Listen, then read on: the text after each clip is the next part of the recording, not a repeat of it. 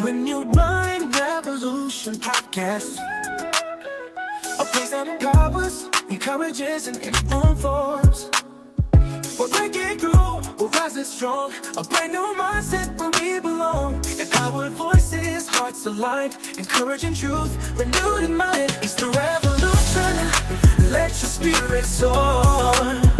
We're here to lift you, give you so much more. Encourage and power, informed with love. A renewed mind journey. Welcome to Renewed Mind Revolution Podcast with your host, Michelle Cook Hall. As always, it is my honor and my pleasure to be able to come on and share some tools with you that I know will assist you in becoming a better version of yourselves. Now, please excuse my voice today. I'm sounding a little heavier in the voice, and that's because a little more crackling in the voice, and that's because of allergies. This is I don't have seasonal allergies. I have like all year round allergies, but this is the end of our summer season and enter into our fall season, so I tend to experience a little bit more during this particular time of the year. But I dare not allow that to keep me from sharing with you today, to connecting with you today. It's very important to me, so I want to make sure that we're chatted. So today, I wanted to discuss something that is very personal to me in the fact of me having a lot of experience with it, unfortunately. And I wanted to share this because I had a conversation with someone yesterday, and they were talking about having this experience. It came in the middle of our conversation, and I ended up sharing with them a word that I felt would help them. But I wanted to talk about this topic today because I think sometimes we are told how to behave, how to act, how to respond, and what works for some might not work for others. So it's imperative that you know that it is a way to face this topic. There is a way to process this topic in what I would say a healthy way. But that takes experience, it takes time to do this. So the topic today we're going to talk about is grief. Grief. Grief. Grief. And we're going to talk about this because at some point, everybody experiences grief at some point. Now, let me say this. It amazed me a couple of years ago when I was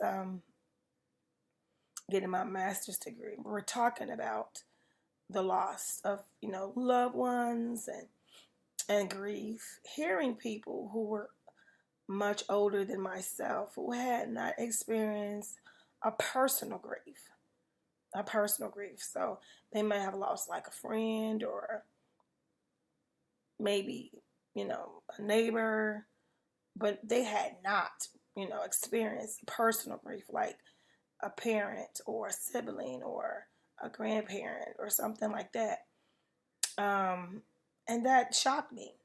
And it shocked me because I live in my little world where grief is something that I've been experiencing since I was, I want to say, 7th grade.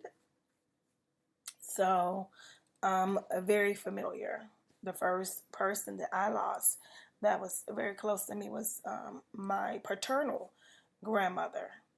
And so from that point on, I had lost several family members, and I'm talking about close family members. So that's my reality. That's my world of knowing what it feels like to lose somebody that you grew up with, spent every day with, went on vacations with, talk with every day, shared secrets, private conversations, goals, dreams, highlight moments, sad moments, uh, just really close people. And then to have conversations with people who have no idea what that feel like, who has no uh, ability to process what I have dealt with was shocking to me. I remember, if I'm not sure, but I believe on this podcast before I shared with you that one of my professors, a psychology professor, actually stated, he felt like that was a lot. Like, wow, you have experienced a lot of loss, and to me, that was just my world, right? That's what I've dealt with since I stated seventh grade. So I am very familiar with this topic. Does it get easier? Absolutely not. Absolutely not. Just because it has been a part of my world, just because it is what I've known, just because it's what I've experienced so much of, you never get numb to it. Well, not me. Not me. I've never gotten numb to it. I never said, oh well, no, never got numb to it. It still hurts when I lose someone that's close to me. It still stings. It still affects me. It still takes time for me to process. The difference is, I will say this, the difference is I'm very intentional about the way I process it. Very intentional about the way I process it. And I do that because the earlier times of my life of losing, for example, my father, which was the next hardest hit after my grandmother, um, it was something I had not understood. I was 22. I had just got married. I had just had a baby. My baby was maybe 4 months, three or 4 months. Wait a minute. My baby was 3 months. And I lost my dad. So, and mind you, I've shared this before, but the whole process of that time was so hard because I had just had a baby. I was having this severe pain, didn't know what was coming from, what was going on with my body right after having my baby. Everybody was telling me it's after birth pains, just to find out that it was gallbladder issues that I had no knowledge of, but found out, what was going on. So while I'm in the hospital getting, the work done, the scope done for that procedure, I found out my father passed away. He's in the hospital at the same time with me. We're literally in the same hospital. So he's like a couple of floors above me. And my brothers and my sister come down to tell me that he was gone. So I had to check out the hospital, take care of, the arrangements, the funeral, go back to the hospital, have my surgery. So that alone was a lot to deal with, not just adding the stress of losing this patriarch of my family, this very strong figure in my life, this mentor to me, absolutely my mentor. But I'm dealing with this with my own sickness and having a brand new baby. It was a lot. It was a lot, and I didn't give myself grace at that time. I didn't know. I didn't understand. I was only 22, and I really did not know how to handle what was happening. I did not understand what to do, how to process it at that particular time. So I'm talking about this because later on in life, by the time I got to my sister, which you all have heard so much about, and if I could, I would keep telling you about it.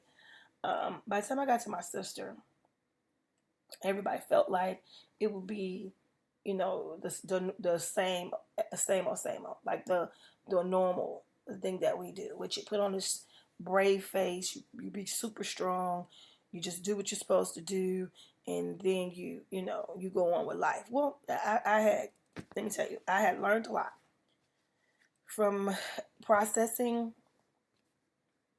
the grief of my father, which I did not do very well because I put on this fake facade of I'm okay. This facade of, life is back to normal, which it was never for me at that time. And I didn't process it correctly. I did not, for me, not for you, not for the next person, but for me, I did not process it properly for me to be okay. So I suffered greatly, suffered in silence a lot. And so by the time I got to my sister and she passed away, which was a shock, it was not something that we knew was happening. It happened. Boom. One day I'm at her house celebrating my daughter's birthday because my daughter wanted to take her cake to say happy birthday. I'm doing that 1 minute, and then the next, 5 o'clock in the morning or whatever, I'm getting a call stating you need to get over here. Something's wrong, and she was gone that day. So I knew between the time of my father, between the time of my sister, how to handle things differently. I knew then that what I put myself through with my father, putting on this face, this strong facade, giving the people what they wanted versus me processing and grieving in my way. I knew that I was not going to do that again. I had this very dear friend of mine, while everybody was, piling in my mother's house. We had literally just found out about the passing of my sister. We had literally just found this out. And a very dear friend of mine called me in the midst of us being at my mother's house. And she called me and she said, "This is what I want you to do. I want you to grieve. It's okay. It's okay." And that was something that I needed to hear because I knew that at that moment I was not going to be anything for anybody. I was not going to put on a show or put on a mask and not show my hurt or my pain. I had nothing to prove to anybody. Nothing. And I did not care. I did not care. What you can do, kudos for you. But I can only be who I am and do what I can do. And so I knew I was in pain. I knew I was hurting. Nobody, knew what I was feeling. They was processing things their own way. And I have nothing to say about how they process it. I could only control how I am processing it. So I decided to leave. That day from my mother's house. I couldn't stay any longer. I couldn't pretend. I couldn't, just laugh or giggle or talk or chat or reminisce. I wasn't in the mood for it. I literally just a couple of hours ago found out that my best friend was gone, and I had not yet processed that. And I was supposed to just pretend like none of this had happened and that I was okay. Absolutely not. So I decided to leave, and that was the best decision I made because I was able to go through a process that I did not afford myself to go through with my father. I allowed myself to grieve. And because I'm human. And I say this because a lot of times when you are in church, or specifically a first family in a church, which means, My father was a pastor, my mother was a pastor. So being a part of the first family, you're supposed to, you know, carry yourself a certain way, handle things a certain way, deal with things a certain way. And as much as I would have, loved to put on the fake face and pretend like, I was untouched and unbothered, that particular time I just couldn't do it.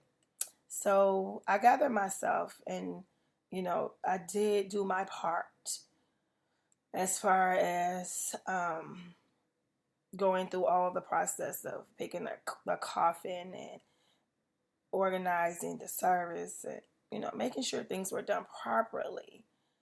I did do that. But that day, the day that I found out, I had no interest in pretending, not even a little bit. And so I left to go heal. My husband was a great asset. He helped fill in the void and the gap that I couldn't at that time. And that's the benefit of having a spouse, because they're fill-ins. They are you.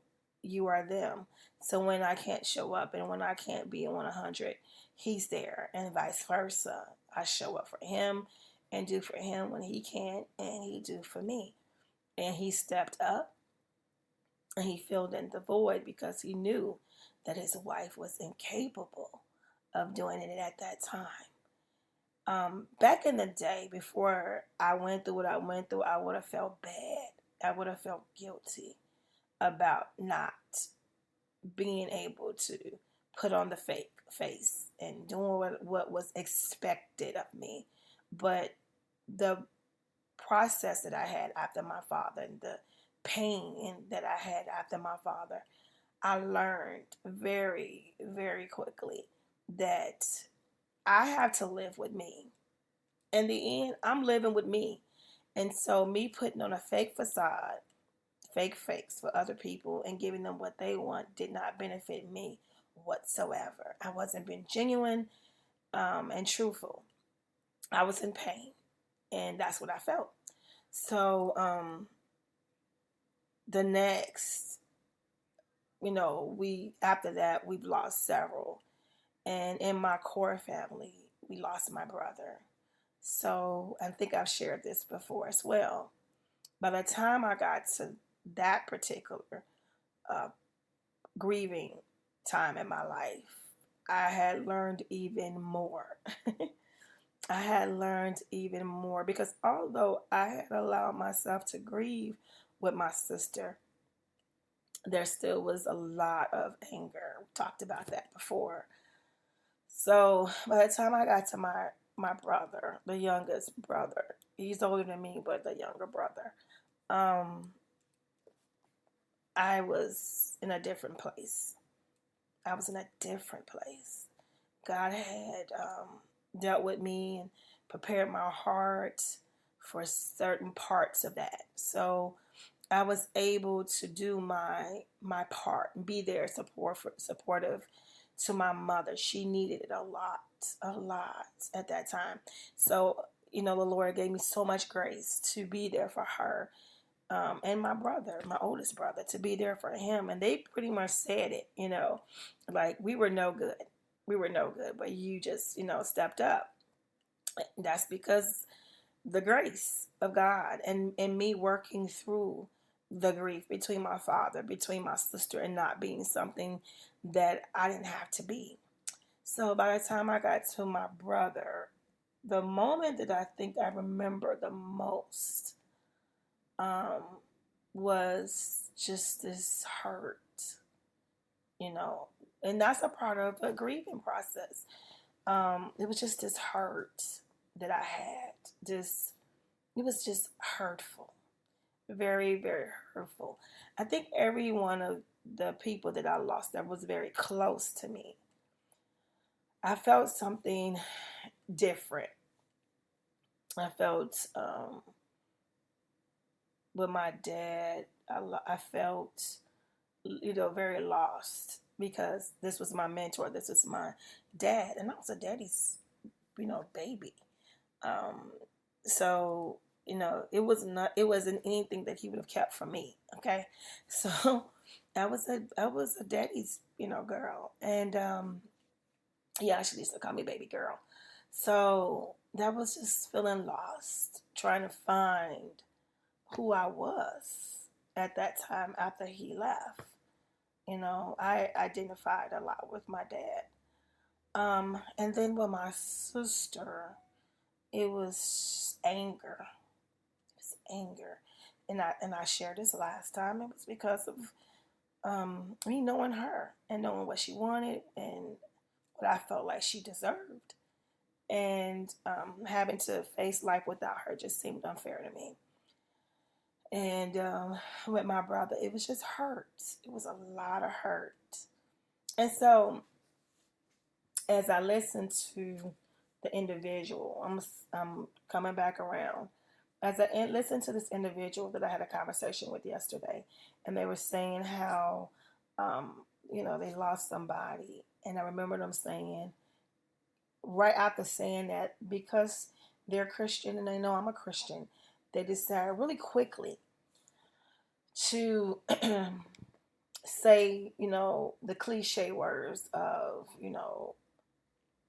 as life is, but at least they, I know they're in a better place, and all these things that we say, right, that we are taught to say, that we hear, so we repeat it and all that. And I think it's almost a way of us comforting ourselves or making sure that we're not sounding as if we're not believers, as if we're not Christians, as if we don't still hold up the values of Christianity, even in the middle of death or grief. But the reason I'm saying this, I'm not an expert on grief. I'm not a psychiatrist, psychologist, or a therapist. Not licensed to tell you anything. I can only tell you by experience, right? My own process, my own grief. And I believe that we can help so many people by our testimonies, right? The Bible even talks to us about us sharing our testimonies and how impactful our testimonies are, how we can win over souls and people by our testimonies.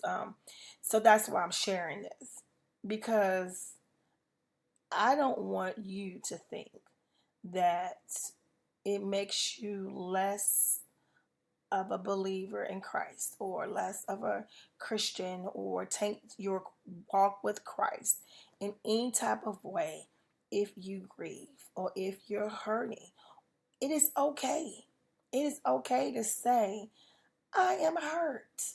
I am hurt. I remember people was asking me, and twice during certain moments of grief. Once specifically with my sister, and I believe again I was asked during my maternal grandmother's funeral, and someone asked me, "Are you gonna sing?" Because like the choir was getting together, the choir was singing and all this, and I said no, absolutely not. And with my sister, I clearly said, I don't feel like singing. I'm not there. I'm not there. Did that mean that I don't love God?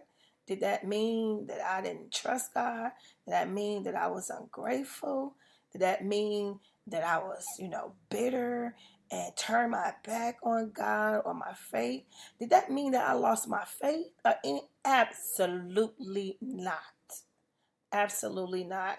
I was and still to this day absolutely wholeheartedly love God with my whole heart. Whole heart. Love God with my whole heart. I would not ever, ever continue this walk without Christ. I don't see how people can do it because I can't. Okay. So I am a complete follower of Christ. I completely love God, and I would stand on a rooftop and scream it out to the world. I love God. It did not take that. But there is a time for everything, for you, for me. Other people can do it. People get up there and lose a loved one, and they can preach their eulogy. They can talk about it. I wasn't there. I can't do that. I was suffering. I was in pain. They can get up there and they can sing because you have a gift of singing. They would have loved to hear you sing. They heard me living when they was alive, hearing me singing. But this particular moment, I don't feel like singing. I don't feel like singing. I'm hurting over here. Did it mean that I didn't believe in the words that was sung that day? Absolutely not. I love them. The songs were beautiful. I worshiped, and my heart was poured out as the vocals were being lifted up unto God, and I enjoyed that part. But me, I was not ready. I was in a grieving moment. And I had to do what I needed to do at that time to be okay. And so this is what I'm saying. If it works for you, if you're that person who can get up, after losing a very close loved one, and you can do everything. I mean, you can sing, teach, preach, run, shout, scream, howl, whatever makes you feel okay. That is awesome. Great job. Good for you. But for those who find themselves in a different place and they cannot hear me very clearly. You're not the enemy. You're not the bad guy. There is nothing wrong with you. You will not be punished. You are in a grieving process, and it is normal. I'm gonna tell you something really quick. I didn't even plan to say this part, but my mother has preached so many sermons of those who she cared about, so many family members, so many friends that she cared about. She preached the sermons. I literally would look at her in awe, like, how can you do this? Like, how are you okay? And my mother would tell you now, to this day, um, now she feels it. Now she feel all that she did. My mama's 80 years old. She feels it now. She feels it. I know somebody who did that for a loved one as well. And later on dealt with so much stuff. And my words were, why did you do it? Why did you preach the eulogy? Why did you do that? And they felt like that's what the person would have wanted them to do. And my response was, what makes you think that? Why would you think? Did y'all have a previous conversation of, if anything ever happened to me, I want you to preach on you? No, you didn't. So why did you put yourself through that when you didn't have to put yourself through that? Because you're human, right? We're human. And we have to take care of our natural as well as our spiritual and our mental health. So you're assuming that that's something that they wanted you to do. And then afterwards, like I stated, they dealt with so much stuff afterwards. Now, speaking of my mother, did she regret what she did? No. Did she regret doing all the sermons and the eulogies? Absolutely not. She never regretted it. But she did feel the impact, and she learned. She learned from that. She learned that, you know what, I can't do that. Afterwards, it was like, you know what, I can't. She learned the limitations, which is something that I learned early. Early in life. I used to feel really bad about it. I felt like I wasn't strong enough. I felt that I was being very weak. I wasn't being a leader, whatever needed to be done. But, over time I realized, no, it's me being human. I'm grieving. I'm hurting. I'm in pain. I have to process that. I have to go through that, and if I don't, then I'll be causing more problems than good for myself. So my point is sharing all of my personal information and all of my deep moments I share this and be transparent because I know that someone is dealing and will deal with grief and will deal with it in a way that can be unhealthy. And so instead of you putting yourself in positions and doing things that are, not necessarily required, and then later on having to find yourself, living out of a bottle, okay?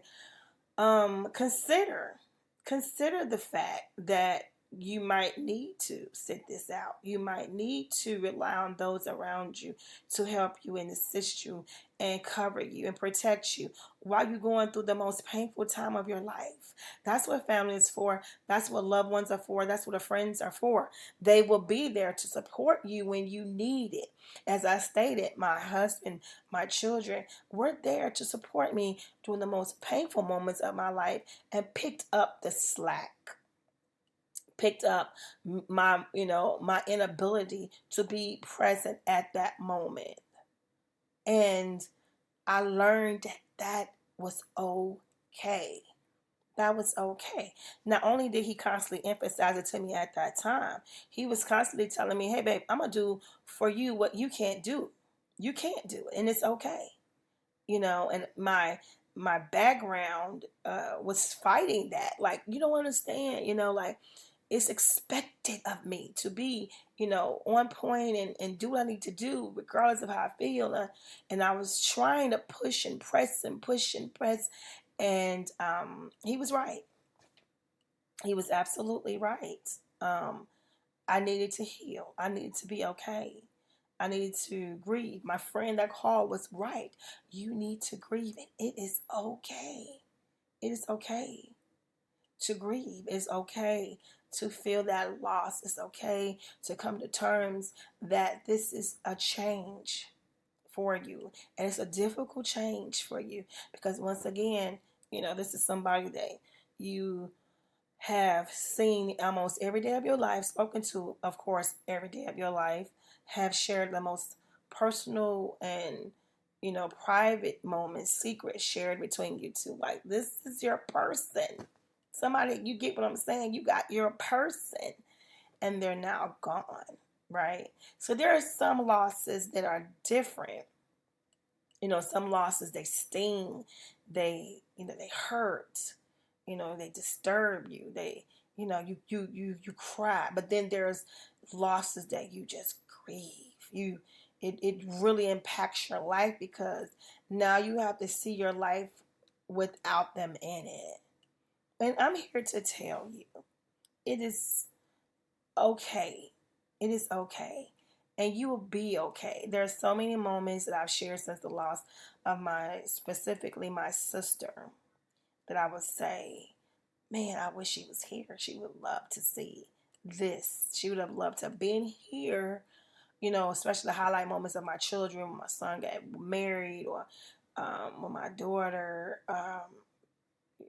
completed some musicals, and, and was able to share her voice with, her peers and her friends and her family and all that.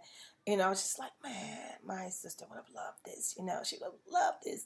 Or their graduations, all of my kids' graduations. My sister would have been right there, hugging and taking pictures. These things that I was thinking about, because we were raising my kids together. Me and her, because she couldn't have any. I shared that before in this podcast. She couldn't have any. So my kids were her kids. And I'm like, man, she's missing this. The first time that I went to Daytona Beach, we go to Florida a lot, but I went to Daytona Beach. And I remember when I walked in the sand, I looked out and I was so grateful for what I was looking at. And I began to think about, like, man, I know my sister had never been there before, right? And I was like, man, she would have loved this. This would have been beautiful for her to see, And so just those little things, right? But that just shows that I keep her in my heart. Everywhere I go, she's going, like, I'm still thinking of my father. I'm thinking about the things that he taught me, the things that he, imprinted in me and poured into me, the mentor in him, and shared with me. And it comes out. It comes out, and I just go, wow. You know, he would be proud. The best moment of my life, driving to Loyola University on graduation day to get my master's for pastoral studies. And I remember driving down Lakeshore Drive with my husband, and I just started crying. I just started crying, and I was telling my husband, I was saying, my dad would be so proud. I'm doing this for him. He would be so proud because my father believed in education. My father believed in it. And my father would always tell me, I could do anything. You're so, you're smart. You can do anything. And he pushed me. He was the one who pushed me in front of the church first, to show me how to teach and to share the message of God. And so I was just so excited. I was like, he would have loved this. He would have celebrated this with me. He would have been so happy, for me with this. And I was just like, I'm doing this with you, Dad. I know he's here, with me. I was telling my husband, like, I just felt like, he knew about this and it's okay. Like, he's happy about this, And so those are the moments that I concentrate on now. Instead of, concentrating on the lost and that they're not physically with me anymore and their presence is gone from me and I can't pick up the phone and call them and share it or whatever, but I can look at the ocean and see God's goodness and say, man, my sister would have loved this, or I could put on my cap and gown and go to graduations and look out at Lakeshore Drive and go, wow, my dad would have loved this moment. And I know he's grateful, and I know he's happy for me and excited that I did this and I accomplished one of my goals. So you don't have to be anything for anybody when you're grieving. You don't have to put on a fake face. You don't have to put on a facade. You don't have to, do anything. But be true to yourself. Allow yourself the opportunity to grieve because then you're able to give yourself the opportunity to heal. Like I stated, there was a moment in my life that I couldn't talk about them without crying. I couldn't. It would literally, anywhere I was, and I would boo-hoo cry. And now if you see me crying, it's a different reason. It's being grateful that I had them, the time that I had them, being grateful for knowing that I was loved by them. They didn't hold back. They let me know and they showed love, right? And I love them too. And some people can go through their whole life and not experience love. And I was loved by so many people, and they're no longer here. But while they were here, they poured into me so much love. And I'm a very grateful woman for that. And it shaped me, the process, the grieving process, the healing process, the learning process. It shaped me to be who I am today, to encourage somebody else, to lift somebody else and let them know it is okay. You will be okay. And years ago, somebody would have told me that, I would have thought they was just talking, had no idea what they were talking about. But trust me, you will be okay. Allow yourself to grieve. I'm going to give you the advice that was given to me. I'm going to give you that advice because it helped me. It literally changed how I process things, such as grief. And so I wanted to share that with you. Allow yourself to grieve and then allow yourself to heal. I am so excited and grateful that you gave me the opportunity today. I know this went a little longer than what we normally chat about, but this was a different type of topic. It's something that I try to be very intentional, very careful when I share it, because it's a very delicate and sensitive topic. But you will experience it at some point in your life, in some are harder than others due to the type of relationships. So some people are not, just realistically, some people are not very close to people. So they lose people and it doesn't affect them. But then some are extremely close to people, and it really changes them and it really hurts them. It really affects them. And unfortunately, they begin to deal with it in an unhealthy way, right? And so then they find themselves coping with that loss because they haven't allowed themselves to heal. They begin to cope themselves with the loss in unhealthy ways, such as, drugs and alcohol and all kind of things that are unhealthy to our bodies and to our minds. So because of that, I wanted to address that, and I wanted to make sure you know that you're not alone, that unfortunately there are many of us who have experienced loss, but I'm one that will tell you that it gets better, you get stronger, and there is a lesson to be learned. Recently, I'm going to close, but recently I made a post on social media, and if you're not following me on social media, look me up, Michelle Cook Hall, on Instagram, Facebook, Twitter, and I even have a TikTok. So go ahead and follow me, and you get some of the same information on all those platforms. But the post that I made was something of lesson learned, wisdom gained. Lesson learned, wisdom gained. So you go through some things, but the point of you going through whatever you're going through is for your lesson to be learned. And then no matter how long or how painful it seems, in the end, the point is wisdom gained. If you're not getting any wisdom in that, then you are handling things incorrectly. Whatever we go through, whatever we experience, we're supposed to get something out of that. I'm not going through all this for nothing. Okay, I'm going to learn so that number one, I'm not repeating this again. And then number two, I'm going to be able to share and help with somebody else, because we are in the helping business. We are in the sharing business. This journey is hard enough for us, to not, what we should not be doing is being selfish and not sharing. But if I can share something with you that's going to help you and lift you up and put you in a place that is healthy and strong, then you in return will pay it forward and do it with somebody else. So that's the ultimate goal, is that we sharing is caring. If I can help you, then you're going to help the next person, and then you're going to help the next person, and so on, so on, so on. And so that's what we do. We're not going to keep this information or these experiences or these lessons to ourselves. We're going to share these lessons because somebody needs to hear it.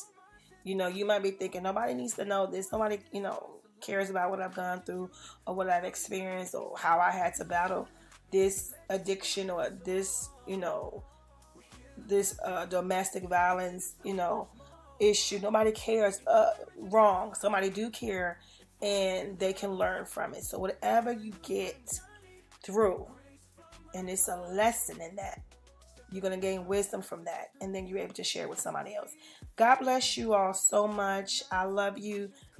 Please don't forget that. But most importantly, God loves you more. I want you to be intentional about having a great and outstanding day. God bless.